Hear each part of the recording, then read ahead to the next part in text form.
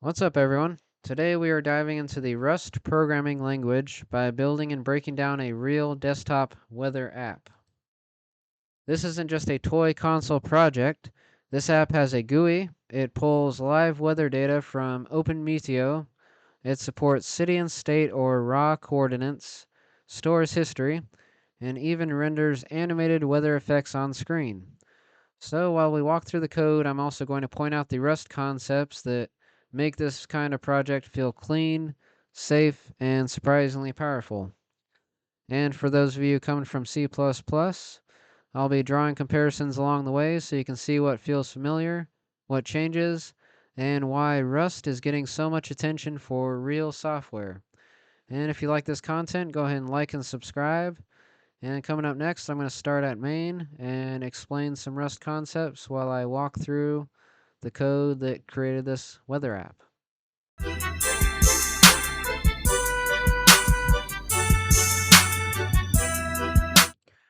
Now, before I start the walkthrough of the code, I'm going to show you side by side some Rust code for a weather app and some C++ code for a weather app. And I use the same prompt pretty much to build both of these apps. However, when I built the Rust app, I added a few extra features to it just because it was the second time doing it and I figured it could use a little bit of extra stuff. So I, added a theme, and this was the C++ app right here. As you can see, it's a little plain, but I think the Rust app is a little bit cooler because it's got this, cyber theme. Then I can scale the text up and down, and I don't know, just looks a little bit cooler, I think. It's got the different animations, kind of like a cyber effect. All right, now let's get into the code. That's what we all came here for. All right, let's begin where this program begins at main.rs.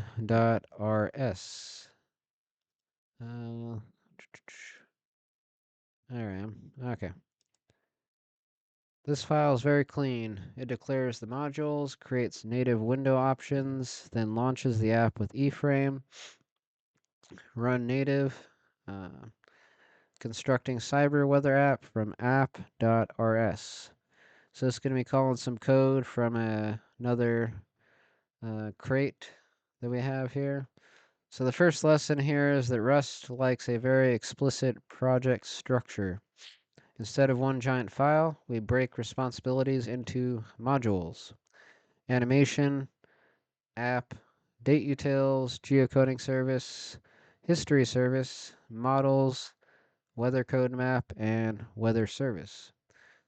And if you're a C++ developer, think of this as a more disciplined version of splitting code across headers and source files. But in Rust, modules are part of the language structure itself. You don't have a separate header file problem the same way, you don't include guards, and you don't fight the preprocessor. You declare modules and import what you use. Also notice the return type of main, iframe, result. Now this is a very Rust concept right here. Instead of int main and returning numeric status codes, Rust often returns a result, which means success or failure is part of the function signature. In C++, you might throw exceptions or return error codes. In Rust, the type system makes failure visible right away. A good teaching line here is, this file does not contain business logic. It only bootstraps the application. That separation is a mark of clean architecture. All right, so we're going to move on to models.rs. And this is where the program defines its vocabulary. The app uses strongly typed enums and structs to describe what the program can do and what data it moves around. Now we have Quick City, which powers the preset location buttons. We have input mode, which tells the UI whether the user is entering city, state, or raw coordinates. We have animation mode, which controls the visual effect. We have location query, which is especially important because it's an enum with two variance, city, state, city and state or coordinates, latitude and longitude. Then there's weather query request, weather day record, and weather query results, and history entry. And so this is basically how all this is organized. So all of our weather requests are structured in models. So it's going to get all the data that we want to get from OpenMedio, the OpenMedio API. And there's a lot more data we can gather from this. This is just the stuff that I decided to put in there. But they actually offer quite a bit of data. Let me pop open the OpenMedio. So this is openmedio.com. It's an open source weather API, offers free access for non-commercial use, no API required. And that's what it looks like right here. It's got some example code right there on the front page. Tells you all about it right here. It's got some code on GitHub as well. Try the API. So here's all the data you can look up here on the side. It's got like satellite radiation data, geocoding, elevation, flood data, air quality data, historical weather data. So there's a lot of data you can gather. But I just did this for weather data. I guess you could have added air quality in there as well. Actually, I probably should have added air quality as well. That actually might have been interesting to see the air quality data. All right, moving on. This is one of the best places to compare Rust and C++. In C++, you might model this with a base class hierarchy, maybe virtual inheritance, or maybe a struct plus flags telling you what mode you're in. In Rust, enum is far more powerful than a typical C++ enum. Location query is not just a label like city state versus coordinates. Each variant carries its own associated data. That means the type itself guarantees you only have valid combinations. That is huge. In C++, it is easy to accidentally have a struct with a city, state, latitude, and longitude all filled in at once. And then you need logic to decide which fields matter. In Rust, the enum prevents that category of bug. It can only be one variant at a time. Also note the widespread use of option T. Let's see where we're at. Option T. Current temperature might exist or it might not. Weather code might exist or it might not. In C++, beginners often use sentinel values like -9999 null pointers or some Boolean flag next to the value. Rust makes optionality explicit and forces you to handle it. And history entry from result is another nice move.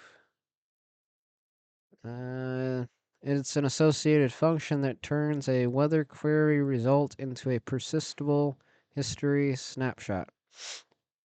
In C++, this might be a helper function or a converting constructor. In Rust, methods and associated functions are often attached directly to the type to keep transformations local and readable.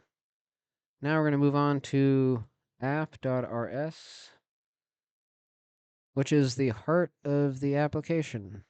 This file defines cyber weather app, the main state object for the GUI.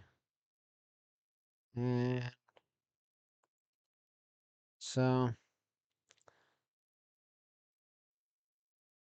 its fields store the current input mode, the text fields, the loading flag, the latest weather result, animation settings, text scaling, history data, pop-up state, and a channel receiver for background worker messages.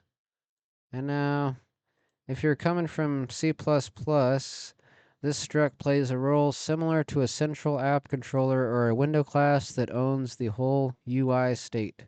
But in Rust, ownership rules make that state management more explicit and less error prone. So, for example, latest results. Let me scroll down here. Latest results is option weather query result. Latest results.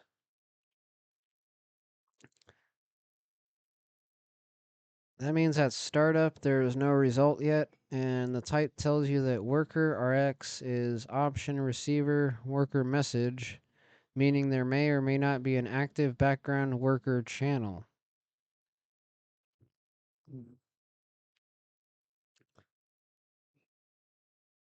Again, the state machine is embedded in the types instead of hidden in comments. This is a general Rust teaching point. Instead of informal conventions, Rust encourages encoding state directly in the type system. Okay, the constructor in Cyber Weather App new. It applies the custom theme, loads the history file if it exists, then fills in defaults like Phoenix, Arizona, today's date, and the initial animation mode. Okay, so that's all this right here.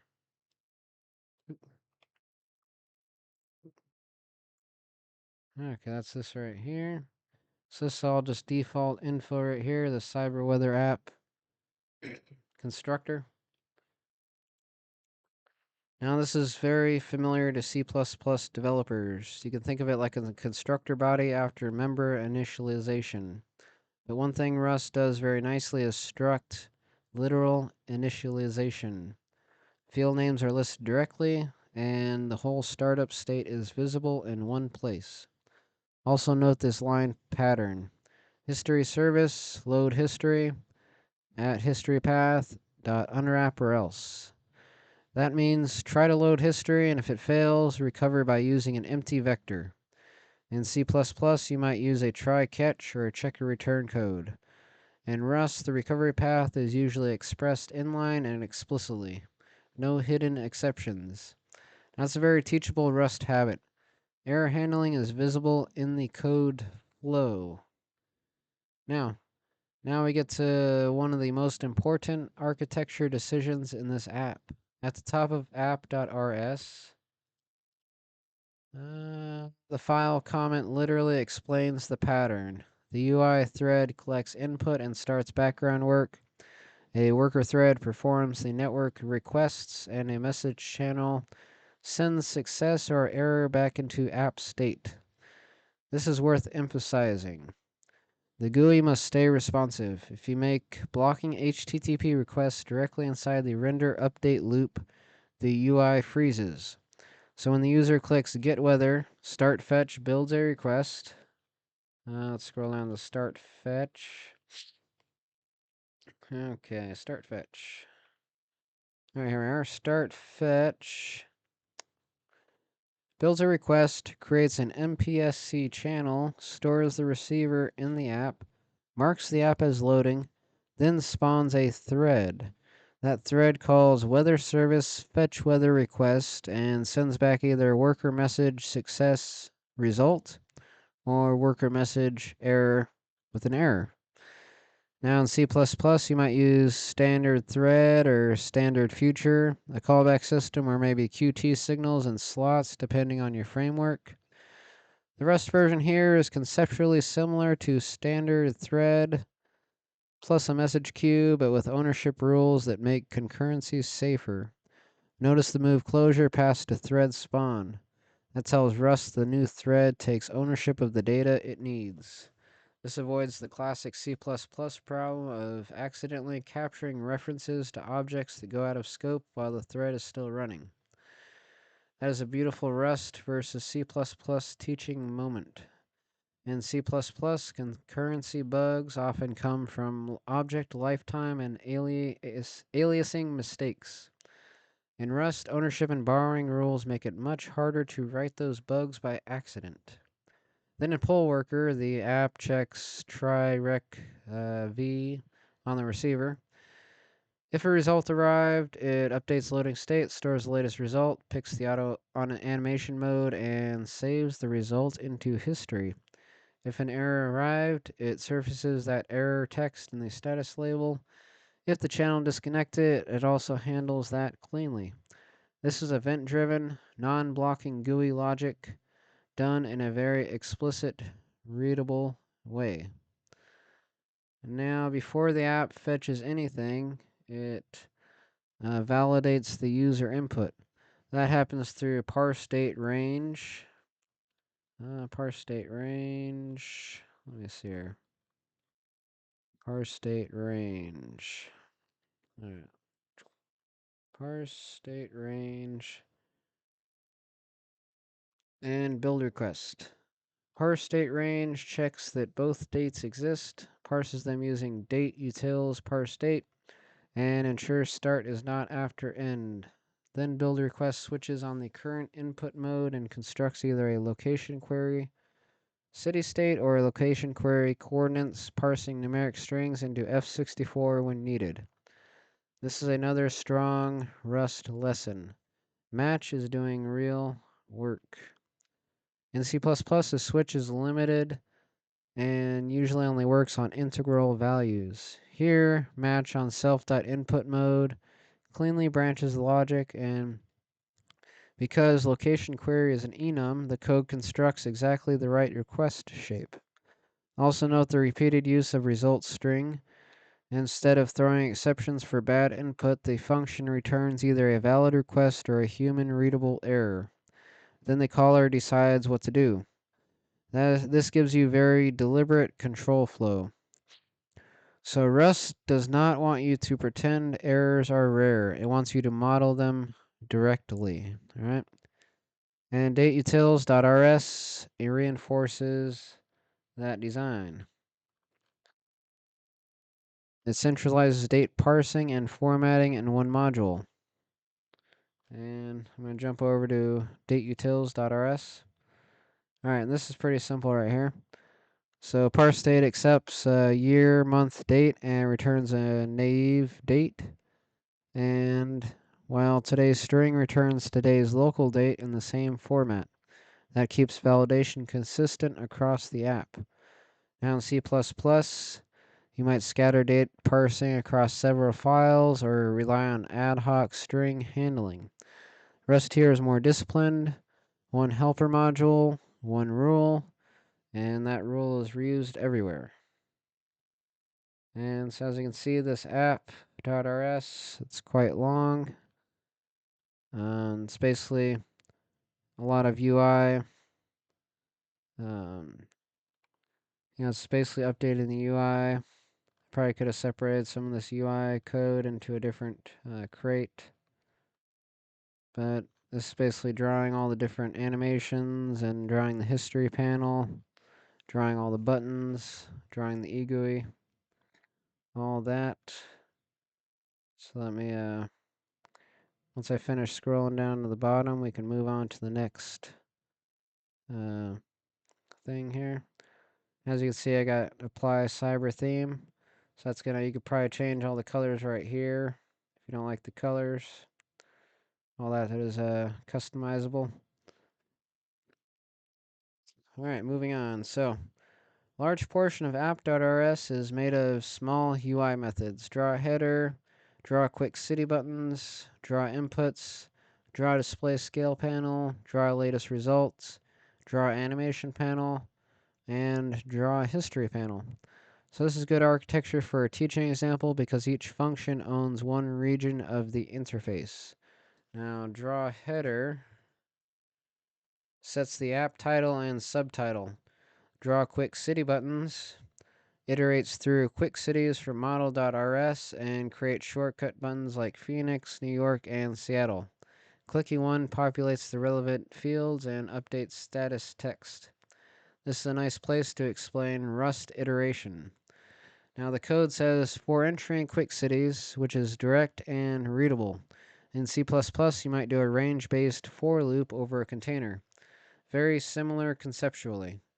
The big difference is that Rust's ownership rules around iteration are stricter, which helps avoid invalid iterator and lifetime issues. Draw inputs is especially useful for teaching. It builds the main control panel, lets the user choose city, state, versus coordinates, edits the date fields, provides today buttons, and creates the get weather button that launches the fetch. It also shows the current loading spinner and status label. This is where immediate mode GUI style becomes visible. In eGUI, you redraw the interface every frame based on current state. You're not imperatively mutating widgets in place the way many C++ GUI frameworks do. Instead, the UI is a function of app state. And so this is a good comparison point. Traditional C++ GUI frameworks often feel object-centric, with widgets owning a lot of state. Immediate mode Rust GUI code tends to feel state-centric, with your app struct owning the state and the UI being rebuilt from it each frame. Alright, so draw latest result is the code that turns raw weather data into something that the user can read. And if there's no result yet, it says so. Otherwise, it formats the location, date range, coordinates, time zone, current temperature, apparent temperature, and either a single day summary or a multi-day scrollable grid. And I'm going to point out a classic Rust pattern. So let sum result and self latest result else, and then it's going to return. So that line is elegant. It destructures the option and exits early if there's nothing there. In C++, you'd likely do if not result and then a return with a pointer or optional like wrapper. Rust makes the prevent or present versus absent case first class and forces you to acknowledge it. Another nice teaching detail is the formatting helper functions at the bottom of the file. Precipitation formatting, wind formatting, Celsius to Fahrenheit conversion, and temperature display helpers. Those are small pure functions and they keep rendering code cleaner. In C++, the same idea applies. Pull formatting and conversion helpers out of the rendering path so UI code stays readable. But Rust tends to reward this style even more because compact helper functions pair nicely with option map and unwrap or else. All right, where's this unwrap or else? Okay, there it is. Yeah, so unwrap or else. All right. Now, the draw animation panel method lets the user pick an animation mode manually or let the app choose automatically based on the weather code.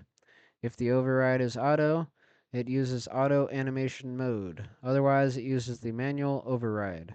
It computes elapsed time from animation started at and passes that into animation draw weather animation. This is a great architecture lesson. The animation system is isolated. The networking code does not know how to draw clouds. The drawing code does not know how HTTP works. They communicate through a small semantic bridge, which is animation mode. So, that kind of decoupling is what makes a code base easy to explain and easy to maintain. In C++, you want the same thing, but it's common for rendering and business logic to get mixed together over time. Rust's module and type boundaries encourage stronger separation. Now let's talk about animation.rs. Because this file is visually fun and technically clean. The module comment says networking and business logic never touch it. It just reads in animation mode and paints a dynamic scene each frame. Now the main function here is draw weather animation UI mode and time in seconds. So it's going to take those parameters. As you can see, the UI is going to be mutable. So it's going to change at some point, and we know that just from looking at the code. And so it allocates a drawing region, grabs a painter, draws the background, dispatches to a scene function based on animation mode. Then it draws a HUD overlay or a heads-up display overlay. This is an excellent use of match again. Sunny calls draw sunny scene, rain calls draw rain scene, snow calls draw snow scene, and cloud modes call draw cloud scene. That's a very readable state to behavior mapping. Now for C++ comparison, think of this as a cleaner alternative to a big switch on integers or string comparisons like rain and snow.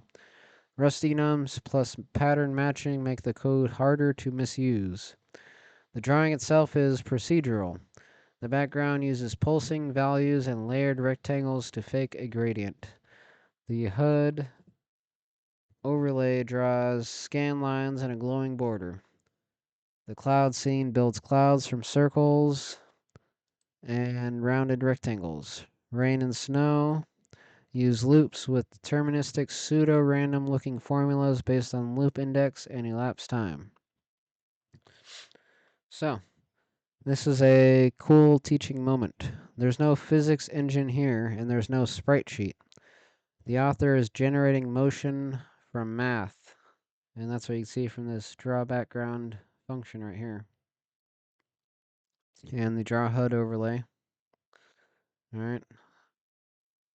In C++, you could do the same, of course, but Rust makes it pleasant because the API surface is clean and there's no raw pointer, arithmetic, or manual memory ownership involved in the rendering logic.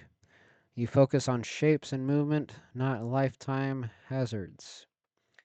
Now, moving on to the weather code map.rs, and let's see, weather code map.rs. All right.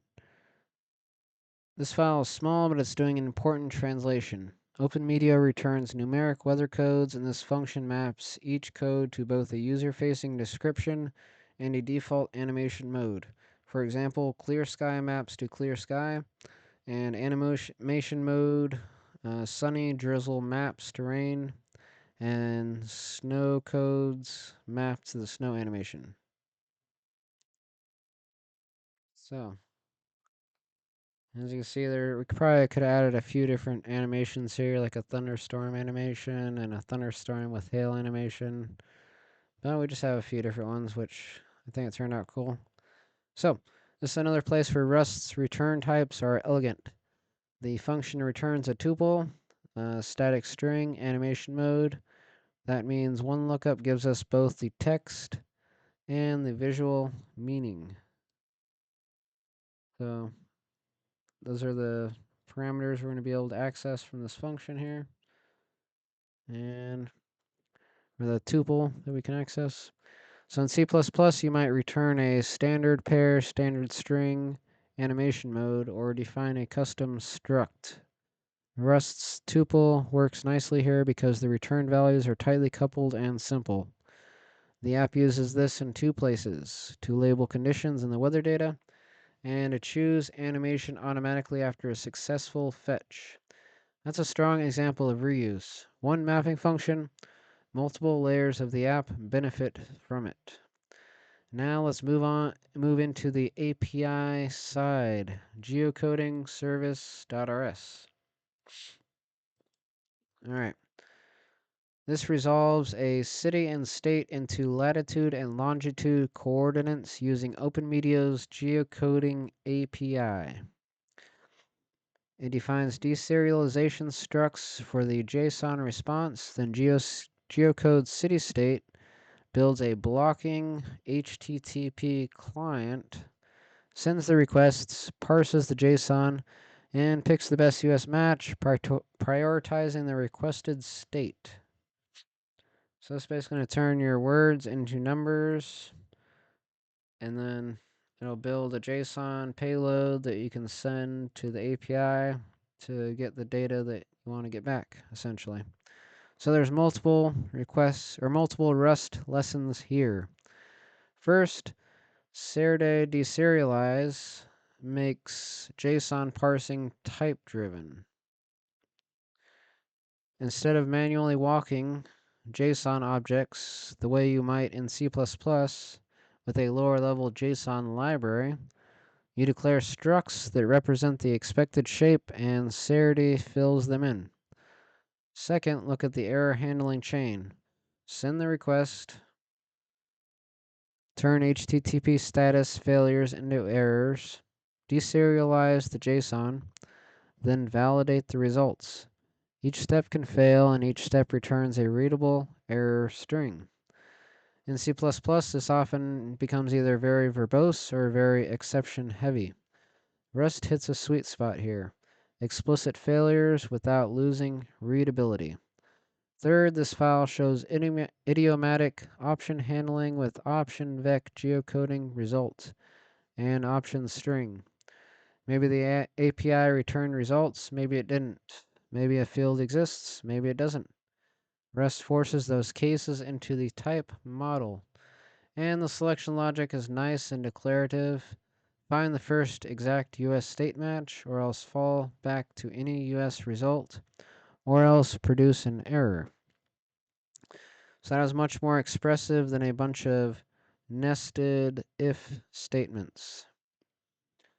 Okay, so now we're going to move on to weatherservice.rs. And this one's fairly long as well. So this is probably the most important backend file. Weatherservice.rs is where the app decides how to fetch weather for a given request. The file comment says it handles city-state geocoding, coordinate mode, archive versus forecast endpoint selection, and split ranges that cross today. That's the core business logic of our app. The top level function is fetch weather request. And after we get through all these structs, so we got our fetch weather request. It first matches on request.location. If it's city state, it calls the geocoder to resolve coordinates and time zone hint. If it's coordinates, it validates the latitude and longitude directly. Then it calls fetch weather range, maps the current weather code into a readable description, and packages everything into a weather query result. This is a really good place to explain how Rust encourages layered design. User input becomes a typed request. That request becomes coordinates. Coordinates plus dates become API calls. API responses become typed results. Typed results become user interface. Now that flow is much easier to reason about than passing raw strings everywhere. Now look at validate coordinates. Alright, validate coordinates. It uses Rust ranges like -90 to 90 and -180 to 180. Very readable, very safe. In C++, you write the same logic manually, but here the intent is especially obvious. Then fetch weather range does something clever. It compares the requested range to today. If the whole range is in the past, it uses the archive endpoint. If the whole range is today or later, it uses the forecast endpoint. If the range crosses the present boundary, it splits the work. Archive for the past part, forecast for the current future part, then merges the return days using a B tree map keyed by date. Alright. That's one of the best pieces of logic in the app. This is a perfect teaching moment because it shows Rust solving a real product problem, not just syntax drills. And the C++ comparison is straightforward. You could absolutely implement the same idea in C++, but Rust's enums, result option, and collection APIs make the state transitions clear. The code reads almost like a spec. Then fetch single endpoint builds the actual open media requests. It selects the endpoint based on endpoint kind, adds latitude, longitude, and date range, time zone, and daily fields. And for forecast requests, it also asks for current conditions. Then it sends the request, parses the response JSON, extracts the daily block, and hands it to build day records. Again, no exceptions, no hidden control flow. Every followable step is visible. Finally, build day records converts the API's daily arrays into a vector of weather day records structs. It checks that there are days at all and expands option vectors into length matched vec option t, validates each date string with date utils parse date, maps weather codes to descriptions, and produces a clean list of day records. So this is a subtle but excellent Rust pattern. Take messy external data, normalize it at the boundary, then keep the rest of your app working with cleaner internal types. Now it's a big systems programming lesson, and it applies just as much to C++ as to Rust. Okay, moving on. Now we're getting close to the end here, so we're on history service now. I'm going to explain this. So the history service.rs file handles persistence. It stores a JSON file called weatherhistory.json, loads it at startup, saves it after successful queries, clears it when requested, and exports a flattened CSV where multi-day entries become one row per day. This is a great example of Rust being practical. The file uses Serday JSON for the history file and the CSV crate for export. The export path creates a timestamped file name, builds a writer, then serializes one history CSV row per day.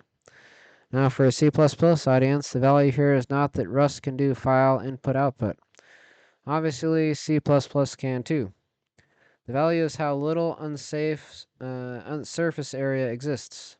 No manual buffer management, no raw file handles that you need to remember to close, no ownership ambiguity around the stored history vector.